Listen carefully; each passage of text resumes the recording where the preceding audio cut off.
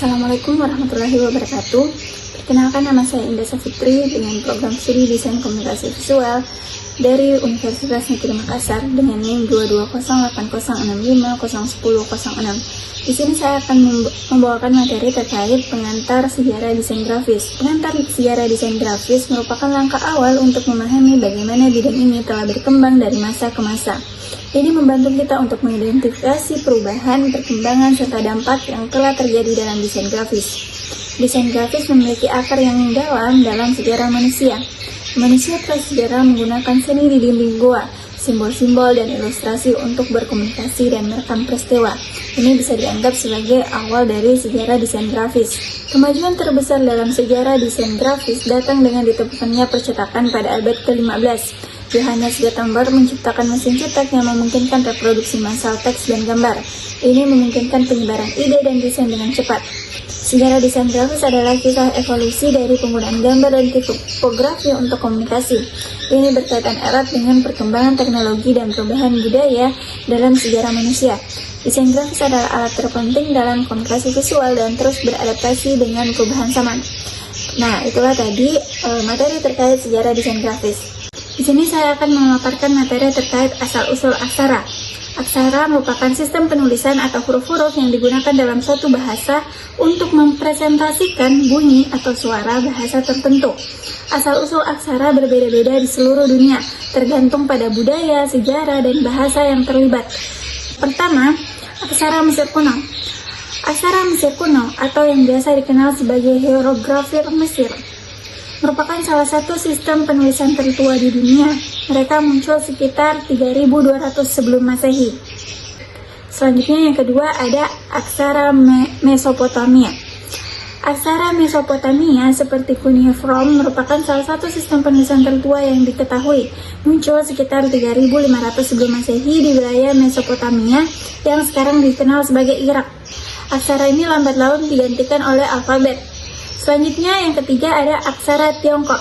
Aksara ini telah mengalami perubahan dan reformasi selama sejarahnya. Yang keempat ada aksara India atau Brahmi.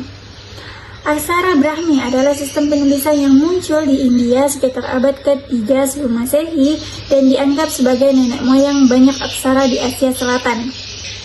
Yang kelima ada aksara Arab.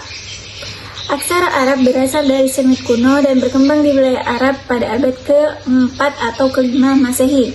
Nah, itulah tadi pembahasan terkait asal-usul dari aksara-aksara yang ada saat ini. Di sini saya akan memaparkan materi terkait grafis Renaissance.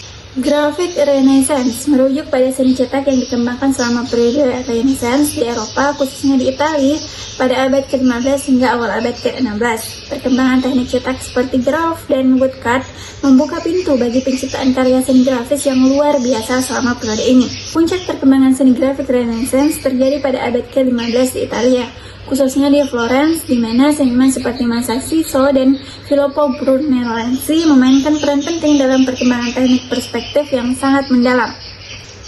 Selama periode Renaissance, grafik juga digunakan untuk menciptakan ilustrasi buku, terutama dalam buku-buku yang mencakup topik-topik ilmiah dan humanis.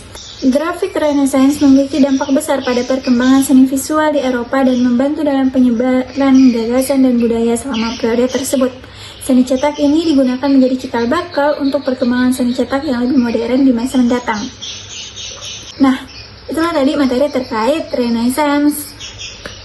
Kali ini saya akan membahas materi terkait desain grafis dan revolusi industri.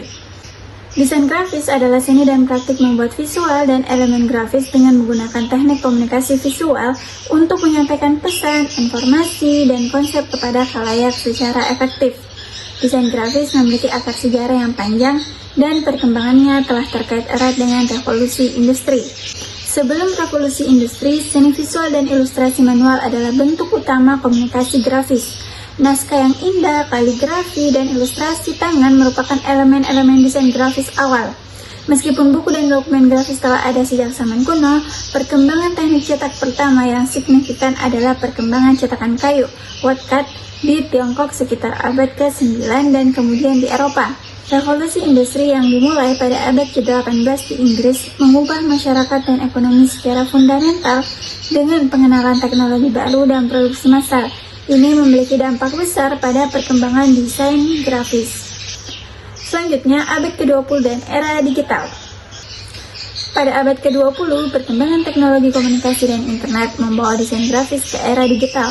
Komputer, perangkat lunak desain grafis seperti Adobe Photoshop dan Illustrator, serta internet mengubah cara desainer bekerja dan menyampaikan karya mereka. Desain web, animasi, desain interaktif, dan multimedia menjadi bagian penting dari disiplin desain grafis modern. Nah, itulah tadi materi terkait desain grafis dan revolusi industri. Sekian, bye-bye.